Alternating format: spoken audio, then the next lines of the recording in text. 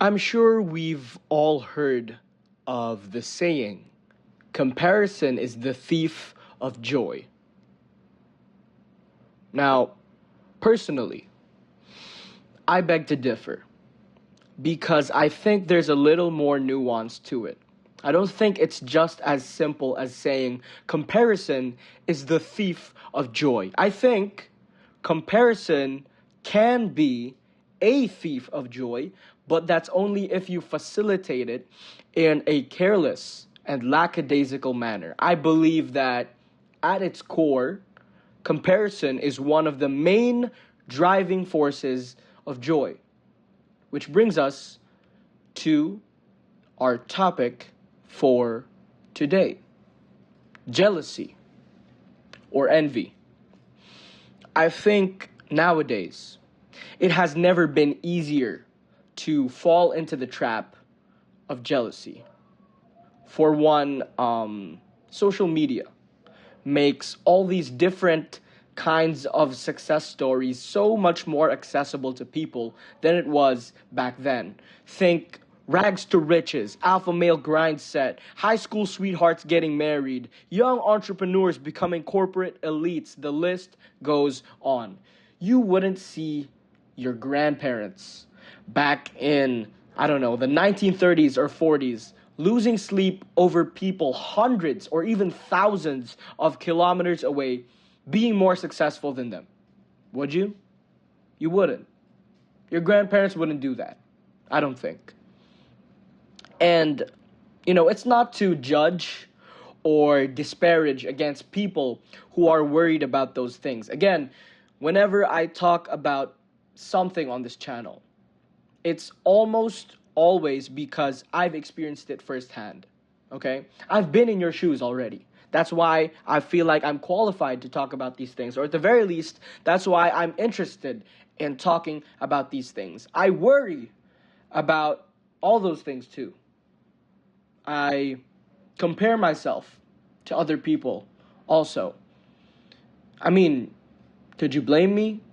There's there's so many things to compare nowadays. How popular you are, how attractive you are, how competent you are, how smart you are, how rich you are, your talent, your skills, your work ethic. With all those factors weighing in on our lives and a near infinite amount of people accessible to you on social media that you can compare yourself to, who wouldn't fall for the trap of jealousy? In my personal experience, I can say that there's been a lot of things that I've been jealous about. I have, really. I've been envious of other people. As a kid, I was very weird, okay? I remember, actually, I don't remember. It's something that my friend keeps telling me stories about. He says this one time, the very first time actually that I approached him was in the 5th grade, I believe, or 4th grade. I don't know. I approached him out of nowhere, and the first conversation that we ever had was me coming up to him and saying, "So you guys like Donald Trump?" First off, again, I'm from the Philippines. We are in the Philippines. I am Filipino. He's Filipino. What was the point in that conversation? All that to say, I was a weird kid, okay? And I had a very hard time making friends and making connections that lasted. And that was something that I needed, or at the very least, I felt like I needed to fix that. I was jealous of my friends. I was jealous of their social circles. And I was also jealous of people who were smarter and more accomplished than me, because I felt like, okay, if I didn't have any friends, if I didn't have people or this big group of people who accepted me and who genuinely cared about me, at the very least I need to have something to just be unique, to stand out. And I thought, okay, well, if I can't have friends, at the very least I'm going to be smart, right? Which is why it sucked whenever people were smarter than me. and more accomplished than me. People who had more skills than me, who had more grit than me, who had more belief in their self. That's something I struggled with back then. And, now as I, mature and get older, I realize I'm jealous of people in relationships. For those of you who don't know, I've been single since birth. And I've never properly dipped my foot into the market, okay? I've always been afraid of commitment.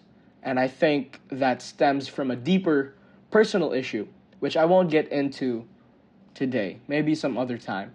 But I do think that is one of the main reasons why I feel jealous of those people, because they were brave enough, brave enough to gamble their peace of mind, their security over a person that they really have strong connection to. They have a strong bond with that person. And I feel like I've never really had the opportunity to encounter a person like that who, I felt like it was just worth it to risk it all. I'd risk it all for you. Oh, we might get copyrighted. No, I don't think I'm going to get copyrighted. This is a small channel. Come on, guys. I believe. Removing topics. I believe it is a natural human instinct to compare. I genuinely do. Let me explain, okay? I believe that it is only natural for people to make comparisons, because the action of comparison is an extension of observation, okay? And observing the people around you and your overall environment is a self-preservation mechanism that has been hard-coded into our genetics, okay? From back when our ancestors needed to watch out for predators roaming in the darkness. When I say predators, I don't mean, I mean like lions and tigers and bears, They needed to watch out in case they would get ambushed or something. And that's why I find it so intellectually dishonest to say that comparison is the thief of joy, because it's such a close-minded, myopic, and reductive way to look at things, okay? It's genuinely just so narrow. It's a narrow perspective. I don't get it. And I don't think that should be how we view things. There is a paper that I found while researching for this video. And I would like to read it because I think it has a lot to say about comparison that I think is very fit for our topic. Leon Festinger. Leon Festinger's 1954 paper entitled A Theory of Social Comparison Processes. That is what we're going to dive into. Now, Festinger's paper tackles the social dynamics of comparison. Okay, the action of comparison. Now, I'm not going to read the whole thing because his paper really digs into, the concept of comparison in societal and social context. But if you do want to read it for yourself, I have it linked down below. I had a hard time linking, just linking in general, sending links in the previous video. For some reason, I have to be monetized to link videos. I don't know why. I don't know the context or why that's necessary. But I can still link stuff down below. You just can't click on it. So you have to just paste it for yourself. Anyways, I'm going to link it down below if you want to read it for yourself. But the reason that I bring up Festinger's theory is because it explains the rationale, the logic behind comparison in a more objective manner. Okay? Now, this is completely aside from my theory that, we evolved to be observant. Festinger postulates that people possess an inherent, natural drive to evaluate their opinions and abilities accurately, and that they are further incentivized to do so because holding incorrect opinions or inaccurate appraisals of their own capabilities can lead to severe consequences in real-world situations. Which is true. If you overestimate yourself or underestimate yourself, stuff can get bad. I've experienced it firsthand. Now, he further argues that in the absence of objective, physical, or non-social means of self-evaluation, individuals evaluate themselves by comparing their abilities and opinions with those of other people. Furthermore, without either physical or social basis for comparison, a person's subjective evaluations become highly unstable because they've got no, basis for comparison. On the other hand, if an objective physical standard is readily available, a person will generally not rely on social comparison. All that to say that the action of comparison is deeply rooted in our own identity and how we evaluate ourselves. No matter which way you look at it, whether it's an extension of observation or a means of evaluation, comparison is only natural to us, okay? It's natural. So, if it really is natural to us, right? If that is the case, why would it ever be harmful? Why is comparison the thief of joy? Let's go back to what I said at the very beginning. I don't believe it's just as simple as comparison being the thief of joy. I truly, genuinely believe that comparison can be one of the main driving forces of joy. Now, that's not to say that it can't be the thief of joy. I know that might sound like that's what I'm trying to say, but it's not. It can be an obstacle to our inner peace and to our contentment, but it's only because we allow the act of comparison to lead us into the trap of jealousy. I don't think comparison by itself will rob you of your joy. Comparison by itself will not ruin the inner sanctums of your mind. Comparison by itself is not going to poison your worldview and make you jaded or pessimistic. Let's try looking at things. Oh, wait a second. Water break. Guys, hydration is important. Water.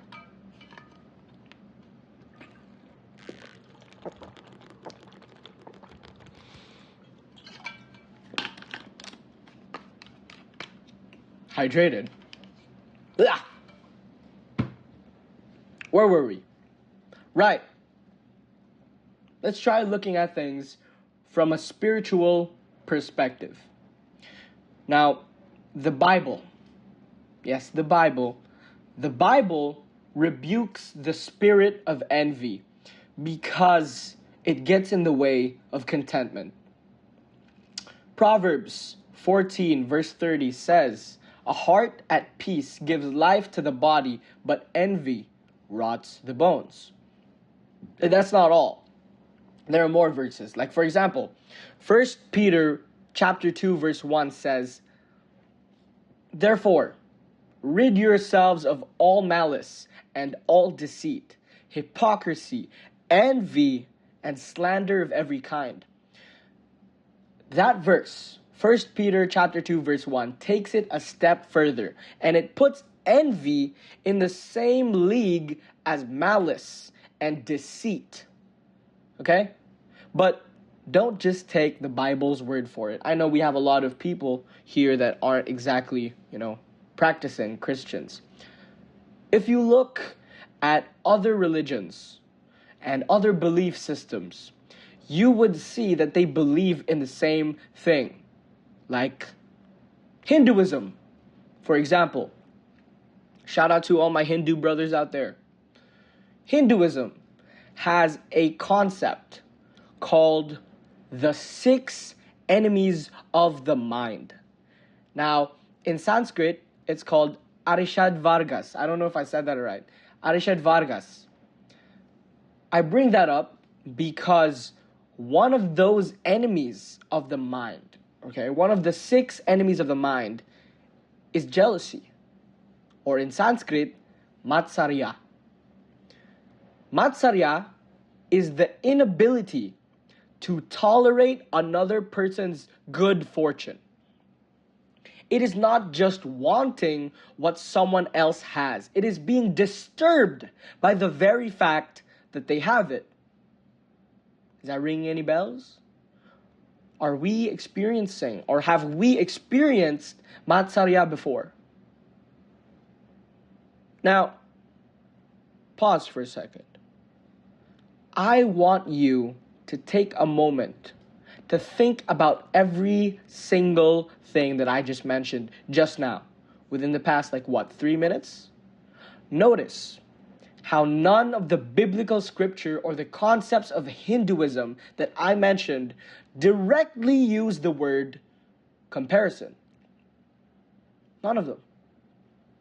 And there's a reason for that. Because comparison isn't your enemy. I would go as far as to say that comparison is the gateway to success. It just so happens that we allow ourselves to be deceived by negativity to the point that we walk right into the trap of jealousy. Comparison is the gateway to success because it is the catalyst of competition.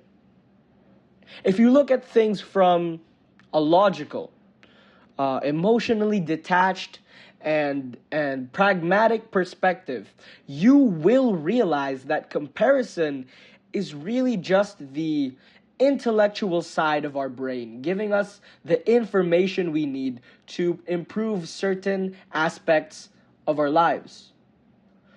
Now, whether that's, our skill sets, talents, discipline, spirituality, mindset, etc., the act of comparison. Had a burp. The act of comparison allows us to gauge where we stand relative to our peers, our acquaintances, our friends, our family. It's as simple as data gathering. Comparison was never the thief of joy. It just so happens to be a very, very, very narrow road to joy that can easily have us fall into the trap of jealousy. I think of it like this. Now, I've never learned how to bike, but just imagine for a second. You've got this very narrow road. Have you guys seen those videos of mountain biking? Imagine you're at the very peak of a mountain, or you're at the side of a mountain. There's this very narrow path, and you're on a BMX bike. I don't know if that's what they use for mountain biking, but let's just say you're on a BMX bike, and you're biking down that very, very narrow path. That narrow road is the road of comparison, okay? And you're doing that because you want to evaluate yourself.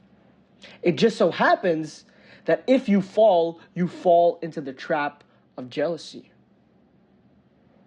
Comparison was never your enemy. It's a tool. Nothing more, nothing less. It's the intention that changes things. That's what separates competition from jealousy. You get what I mean? Jealousy is your enemy.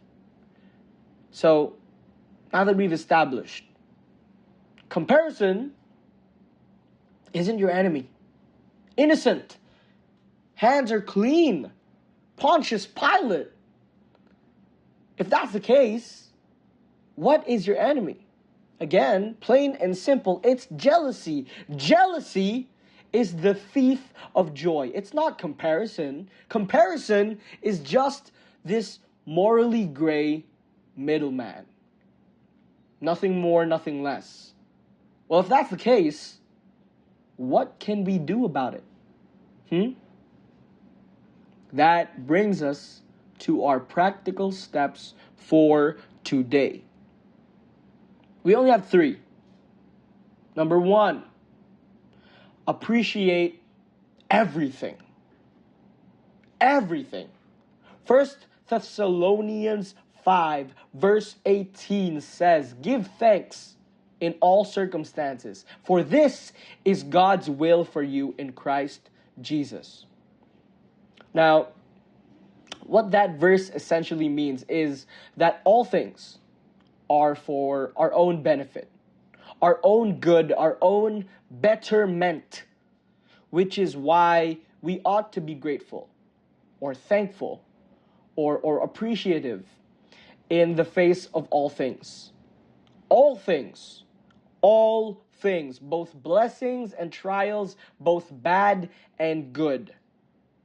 Because both are part of God's will for you. Both of them. Everything is part of God's will.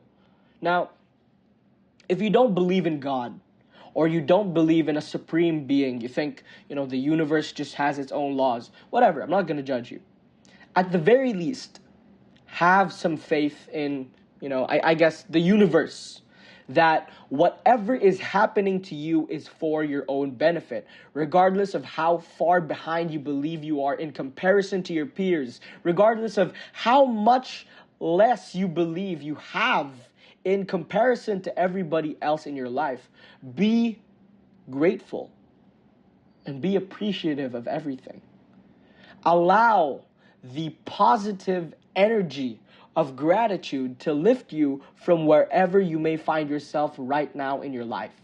Because when you're at rock bottom, past a certain extent, okay, let's emphasize that. When you're at rock bottom, past a certain extent, sulking and feeling bad about yourself won't do you any good. Okay? Again, I'm not saying don't feel your emotions. Okay? It's 2026, guys. Come on. All I'm saying is develop a sense of practicality.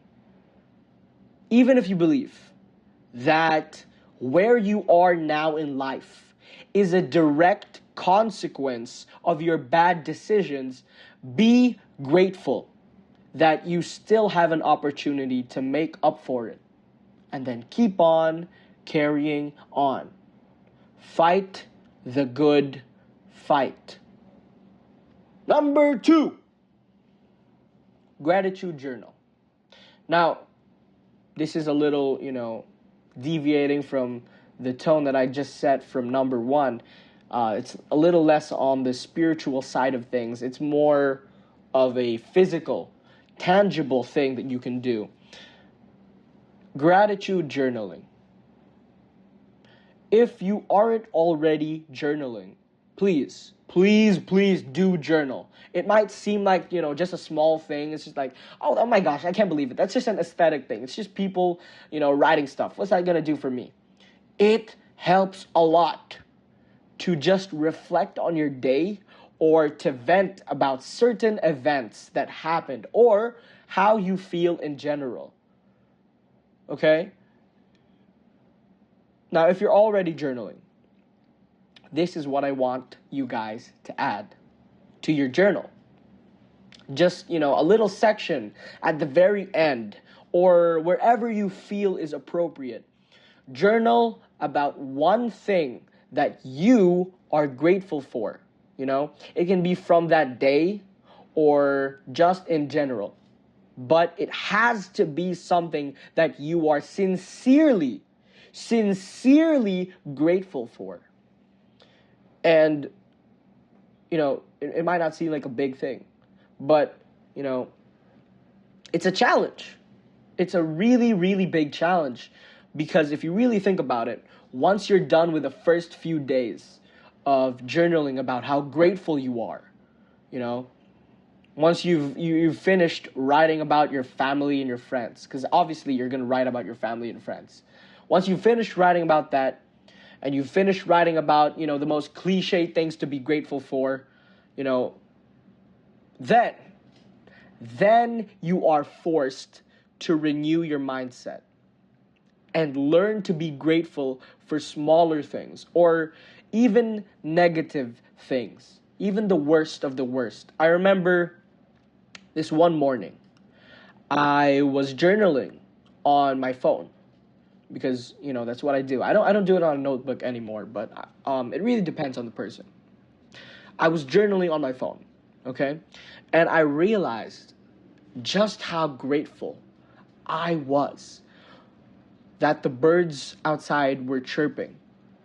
Like genuine gratitude, not manufactured, not forced for the sake of being this fake intellectual or having this false sense of spirituality. No LARPing, genuine gratitude. I was thankful that the birds outside were chirping because it reminded me of how they used to chirp back in my childhood when I used to wake up early for school and I would hear them chirping. And they sounded so, it was almost like they were harmonizing. I don't know. Beautiful. I remembered it as beautiful. And when I heard those birds chirping, I was like, whoa. Man, I miss when times were simpler. And I was grateful for that. It's like a blast from the past. But, there were other times that I learned to be grateful for certain challenges in my life.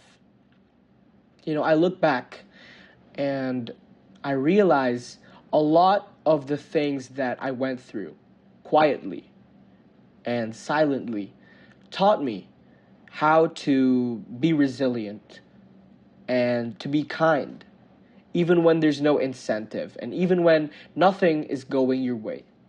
Now, I'm not saying that, you guys should do that. Obviously, if you're going through something, talk to your friends about it. Oh my gosh, it helps so much to talk to your friends. Or talk to someone you trust. Talk to your family. Talk to your loved ones. For crying out loud. Voice out. Okay? I just want to stop everything for a second.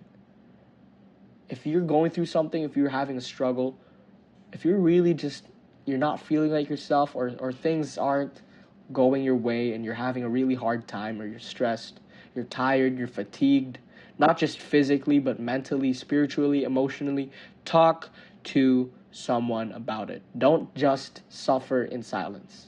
Okay? Let's continue. The third practical step: live a challenging and fulfilling life. Now, pay attention to how particular I am with the words that I just used. Live a challenging and fulfilling life. Don't just live a challenging life, okay? Because it's so easy to live a challenging life nowadays. You know how hard life is? It's so easy to live a challenging life. Oh my goodness. I can personally say, as a student, okay? All you have to do to live a challenging life as a student is to be either incredibly neglectful. I'm talking procrastinate everything and then just ruin your sleep schedule and then just eat the worst foods ever. So your stress is going to manifest physically because of all the fuel that you're putting down your gullet. Just destroy your body and then destroy your mentality. That's how to have a challenging life. Or overexert yourself. Studying, reviewing, nonstop, every single day for, exams and then preparing yourself for competitions and extracurricular activities. I've got to go to Kuala Lumpur because I have a math competition that's international. And then I'm going to rank as number one. But are those medals worth it? Think about it for a second. I don't know. Sometimes people lose the plot. It's easy to live a challenging life, but the goal is to live in a manner that challenges you to be better, but also fulfills you. That's why I said challenging and fulfilling. You challenge yourself, but you're on the right path. Okay? There's a difference. There's a distinction. Now, you might be wondering, how is that connected to jealousy at all? You know, what's the purpose of living a challenging and fulfilling life in relation to jealousy? It's very, very simple. You doofus. You're not going to have time to be jealous if you're living a fulfilling and substantial life. Because you're too busy living life to care about the lives of others. Who's gonna have time to pocket watch somebody else? Oh my gosh, this dude has a girlfriend now? Oh my gosh, this dude is rich? Oh my gosh, this dude just went to Japan for the 6th time. And here I am not even going out of the country once in my entire life. Oh my gosh, this guy has so many friends. He's so popular. Oh my gosh, this girl is so pretty. I wish I was as pretty as her. How are you going to have time to be jealous about other people if you're too busy living a normal life? Normal. Because that should be the standard. It shouldn't be above and beyond to live a substantial, meaningful, fulfilling life. It should be the bare minimum to live a normal life. It's as simple as that. And with all that being said, that brings us to the end of the 3rd episode of Josh's Video Journal. Again, my name is Josh, Josh, if that wasn't obvious enough. Not Joshua, not Joshy, it's Josh. And that was jealousy. Now, today's video was actually a special request from a viewer by the name of Caleb. And you guys can follow him on Instagram. As a matter of fact, please follow him on Instagram right now. His IG handle is Makalinta1. I'm pretty sure it's supposed to be Makalintal, and then the L at the end is changed to 1. So follow him, guys. I'll put it on screen right now, guys. There you go. Follow him, please, because I appreciate his engagement with my content. Again, please engage with my content, guys. Leave a comment. I'm begging you, okay? I feel obligated to tell you as a creator, if you enjoy my content, please support me. Please. I'm begging on my knees, guys. Come on, guys. Like, subscribe, watch the full length of the video, put it on the background as a podcast. I've talked to people before, they're like, oh, I listen to your videos. That's enough, guys. You don't have to watch me. You don't have to watch me sitting here. You know how boring it is to watch a dude in a computer chair just looking at a laptop? You don't have to watch me, guys. You can listen. As a matter of fact, I would appreciate it if you listened, because then that means you won't have to look at my stupid face while I'm talking. Okay? Like, subscribe, watch the full length of this video, and most importantly of all, comment. Guys, comment. Even something as simple as like, oh, you did a good job. Oh, that was a good video. Or even like a thumbs up. Just thumbs up, okay? And if you hated the video, thumbs down. Oh, wait, no, that's like and dislike. Just leave feedback in the comments, okay? If you made it to the end of this video, leave a comment saying, I don't know, all lowercase, okay? If you made it to the end of this video, comment this, all lowercase. I did it. Comma, I will not fall for the trap of jealousy ever again. Period. Please, support me. You know, as a fellow consumer of content, I know that, reminders like these can be pretty annoying to hear, Okay, whenever I talk like this, I always think back to when I was watching Minecraft content. Dream. If you wouldn't follow me, here's a small percentage of people who haven't subscribed to me yet. All it takes is 5 seconds. I get it, but I have to emphasize that it really does mean a lot to me to receive feedback. Whether that feedback is positive or negative, it doesn't make any difference to me. As a matter of fact, I would even go as far as to say that I would appreciate negative feedback more, because that means that people actually care enough about my content that they feel the need to criticize.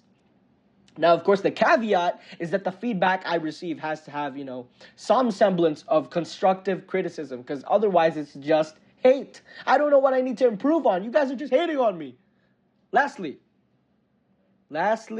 before we go, if you're interested in content like these, please look out for any community announcements, because I am going to start holding polls soon for, the voting of new topics. Today is jealousy. The next video will be about peace, I think. I think peace is the next one. But then after that, we've got no more topics queued. So I'm going to start holding polls in the community tab. If you do plan on making special topic requests like my good friend Caleb, please also follow me on Instagram and directly message me. jnp.radz.